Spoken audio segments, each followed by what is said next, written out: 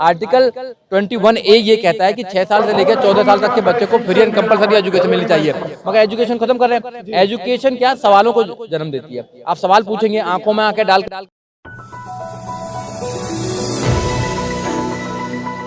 है कि आज़ादी की क्रांति जब मेरठ से शुरू हुई थी, उसके बाद से आज पहली बार बहुजन समाज के लोग इतनी भारी संख्या में मेरठ में पहुंचे हैं। सुशील भाई, क्या वक्तव्य रहेगा आज के इस ऐतिहासिक परिदृश्य को देखते हुए? देखिए, आज के युग में और आज के समय में जो काम चल रहा है जी, उसके लिए संविधान की आत्माओं को बचाना, संविधान को बचाना बहुत जरूरी है। जी, लड़ाई यहाँ पे अम्बेडकरवाद और मनुवाद की लड़ाई है। मनुवादी जो लोग हैं वो संविधान को खत्म करना चाहते हैं, क्योंकि संविधान इस देश के नागरिकों को अधिकार देता है, समता, मैत्रिक, भाईचारे की बात करता है, आपको एजुकेशन की बात करता है, रोजगार की बात करता है। मगर चंद चालाक लोग जिन्होंने भगवान और भाग्य का निर्माण किया है, वो लोग धर्म के नाम पर इस देश को बांटना चाहते हैं, धर्म के नाम पर इस देश को चलाना चाहते हैं और धार्मिक किताबों से इस देश को चलाना चाहते हैं। बाबा साहब डॉक्टर अम्बेडकर ने बड़ी मुश्किल से वो जो धार्मिक किताबें हैं, जो धार्मिक षड्यंत्र था, उसको काट कर बाबा साहब डॉक्टर अम्बेडकर ने संविधान दिया और संविधान में सारे अधिकार दे दिए। आज उस संविधान को बचाने की लड़ाई है, आज उस धर्म को बचाने की लड़ाई है। बाबा साहब डॉक्टर अम्बेडकर ने 14 अक्टूबर 1956 को नागपुर के अंदर अपने 7 लाख लोगों के बीच में धर्म का प्रचार किया, धर्म में परिवर्तन किया अपने आप को और हिंदू धर्म को छोड़ दिया। तो आज उनकी बाबा साहब की बताई हुई जो वाजपेयी प्रतिज्ञा है, उनको आज उच्चारित किया गया है, उनको बोला गया है और अपने लोगों को बोला कि भाई घर वापसी आ जाए, आप बुद्ध के रास्ते पर चले, संविधान के रास्ते पर चले, समता, मैत्री, भाईचारे के रास्ते पर चले, तो आपका उद्धार होगा। तो उनको उद्धार करने की बात बताइए। कुछ लोग इस देश में ऐसे लोग हैं जो कथा के नाम पर अंधविश्वास फैलाने का काम कर रहे हैं, धर्म के नाम पर अंधविश्वास फैलाने का काम कर रहे हैं। हम लोग संविधान के नाम पर उन लोगों को जागरूक करने का काम कर रहे हैं, उनके अधिकारों को बताने का काम कर रहे हैं, उनको मानव एक समान की परिभाषा में लेके आने की बात कर रहे हैं।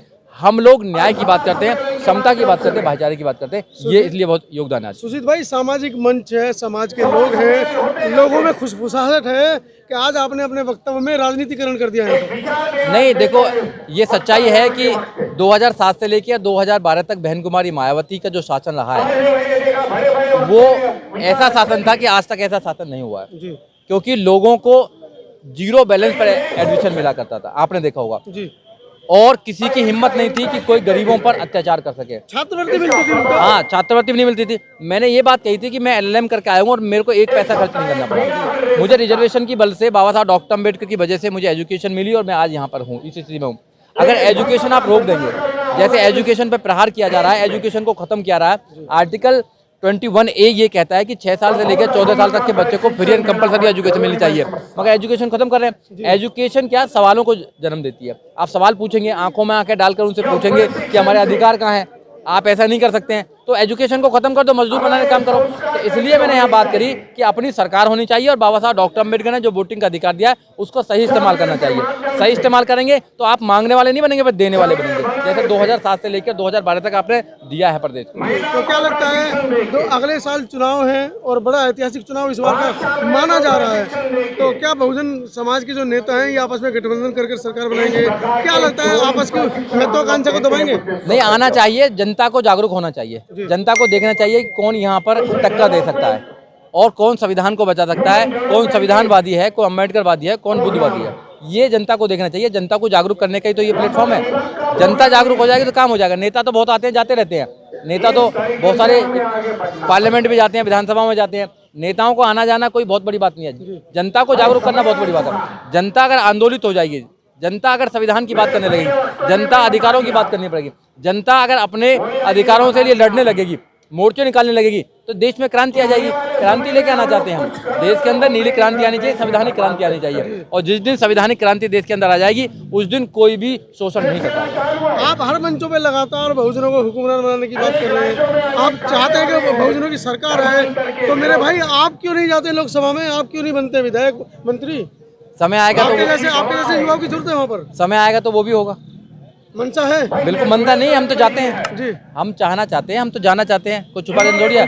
बाबा साहब डॉक्टर अम्बेडकर के रास्ते को स्थापित करने के लिए, बहुजनों को यहाँ के अधिकार दिलाने के लिए कोई भी कुर्बानी देनी पड़े वो देने के लिए तैयार है, क्योंकि हमारा जीवन बाबा साहब डॉक्टर अम्बेडकर के रास्ते पर चलने के लिए बना है।